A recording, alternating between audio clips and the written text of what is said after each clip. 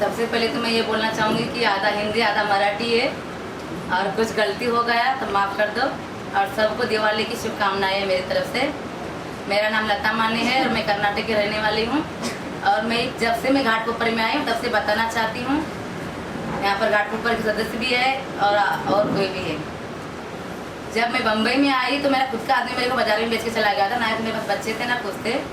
और जब मैं घाटकोपर में तब मेरे पास खाली 2 जोड़ी कपड़े के अलावा कुछ भी नहीं था। बहुत बेबस औरत थी।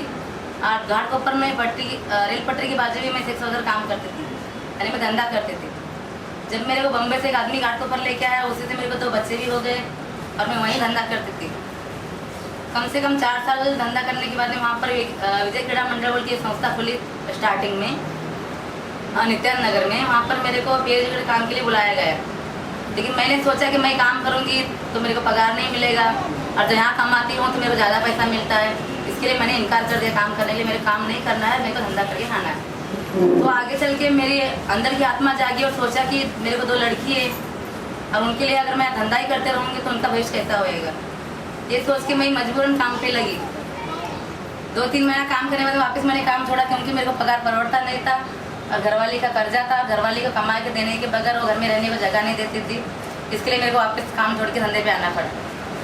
3-4 महीने के बाद में वापस मेरा दिल कहा कि मैं वापस काम पर जाऊँ। वहाँ पर भले मेरे कम पैसा मिले या ज़्यादा पैसा मिले, मेरा भविष्य बनाना है। जब मैं वहाँ पर काम पर लगी तो मेरी बड़ी लड़की 5 साल की थी और मेरे को उस टाइम पे 800 कुछ पगार था, लेकिन मैं पगार का तो देखा नहीं है। पार्ट टाइम काम करती थी, बाकी टाइम में मैं धंधा करके अपना पेट चलाती थी। लेकिन आगे चल के मेरे बच्चों के भविष्य के बारे में मेरे को सोचने में मजबूर हो गई, लेकिन कोई रास्ता नहीं दिखा। उस टाइम पे विजय क्रीड़ा मंडल के श्री संतोष कास्ले सर, जो हमारे सबके दाता है, अन्नदाता है, मेरे लिए तो भगवान है, मैं तो मानती हूँ, भले कोई माने ना माने। तो उनको मैंने मेरा विचार बताया मैंने क्या करूँ। तो उन्होंने मेरे बच्चों के भविष्य के बारे में मेरे को एक सलाह दी कि अपने बच्चों को तो बोर्डिंग स्कूल में दाखिला दे दें, चिल्लर रूम में डाल दे कहीं भी। तो सर का बात सुन के मैंने बच्चों को बोर्डिंग में डालने के लिए लेके चला गया, लेकिन वहाँ पर मेरे बच्चों को कोई बोर्डिंग में लिया नहीं, क्योंकि मैं धंधा करने वाली औरत हूँ। धंधा करने वाले औरत के बच्चों को वहाँ पर जगह नहीं है बोल के। तब सर ने मेरे लिए एक मदद की कि अपने ऑफिस से लेटर लिख के दिया और उनके कर्मचारियों में से कर्मचारी को मेरे साथ में भेजा और मेरे बच्चों को बोर्डिंग में दाखिला दिलवाया। आज मेरी लड़की 8 साल से वहाँ पढ़ रही है। बड़ी वाली 8वीं कक्षा में है, छोटी लड़की मेरी 5वीं कक्षा में है। और 2008 में स्कॉलरशिप में दूसरा नंबर लिया, पढ़ाई में पहला नंबर लिया और भागने में पहला नंबर लेके गोल्ड मेडल जीता है। इसका मेरे को गर्व है। और मेरे बच्चों के पीछे सबसे बड़ा आशीर्वाद और दुआ है वो श्री संतोष कास्ले सर की है। इसके लिए मैं उनके ऊपर गर्व करती हूँ। जब तक जिंदगी रहे तब तक उनके सहारे जीना है और उनके आश्रम में काम करना है। यहाँ तक तो है, उसके आगे भी मरने दम तक वहीं काम करना चाहती हूँ और उन्हीं के आश्रय से मेरे बच्चों को भी आगे बढ़ाना चाहती हूँ। यहाँ काम करते मैं वो पहले पीएचडी काम करती थी, अभी वार्ड बन गई। मेरे बच्चों के भविष्य को ध्यान में रखते हुए मेरे खर्चे पानी या कुछ भी सोच के मेरे को पीएच से वार्ड बनाए। मैं अनपढ़ हूँ, 4th क्लास पढ़ी हूँ, मेरे को हिंदी मराठी के अलावा कुछ नहीं आता था। आज मैं इंग्लिश पढ़ सकती हूँ, बोल सकती हूँ, कहीं भी जाऊँ तो वापस आ सकती हूँ।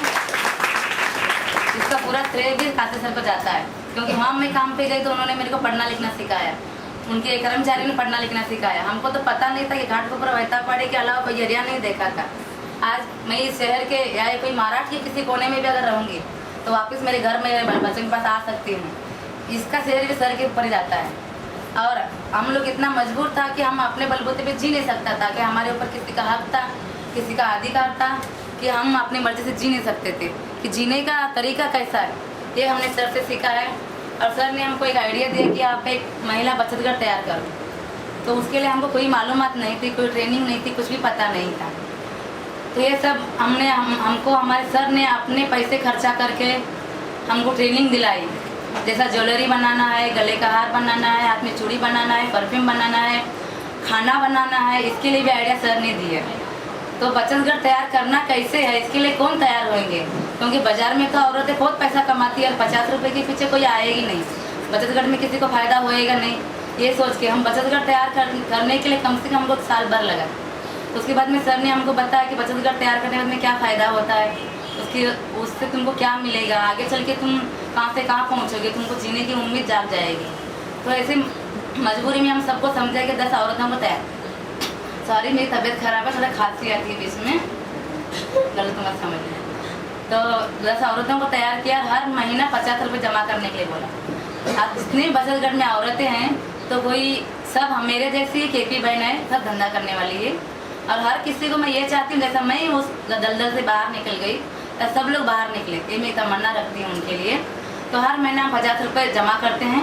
ऐसे 6 महीना हमने पैसा जमा करके एक बैंक में बचत खाता खोला है। लेकिन खाता खोलने से पहले हमको ये मालूम नहीं था कि बचत गढ़ का रजिस्टर कहाँ होता है, कैसा करना है, ये भी पता नहीं था। तब हमारे यहाँ संध्या सावंत और प्रेरणा सिन्हा मैडम वहाँ पर वार्ड का काम करती थी, उन्होंने हमारे लिए बहुत मदद किया। एन वार्ड में जाके हमारे बचत गढ़ का स्थापना किया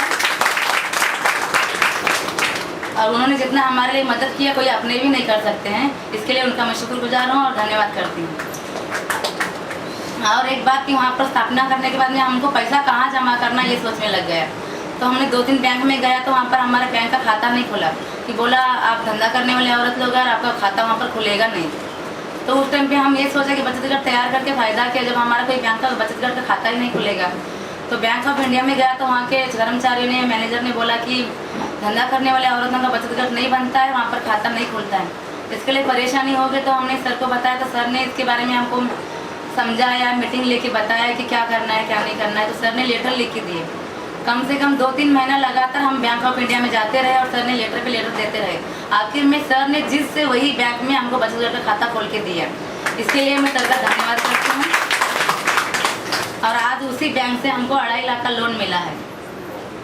2.5 लाख के लोन में से 1.25 लाख अभी हमको सेक्शन हुआ है, हाथ में मिला है। उस 1.25 लाख के लोन से हम अपना व्यवसाय करते हैं, जैसा परफ्यूम बना के बेचते हैं, खाना बनाते हैं। हमारे 10 औरतों में से हर एक औरत हर एक दिन नंबर से काम करती है। खाना बनाने के लिए एक औरत रहता है, उसको हर दिन 100 रुपये पगार देते हैं और गली में खाना देते हैं। जो भी पैसा जमा होता है वो हर महीने का वहाँ पर ब्याज जाके भरते हैं। और आगे क्या बताऊँ, बहुत कुछ बताना चाहती हूँ लेकिन खासी कुछ गलती हो गया होगा तो माफ़ करिए।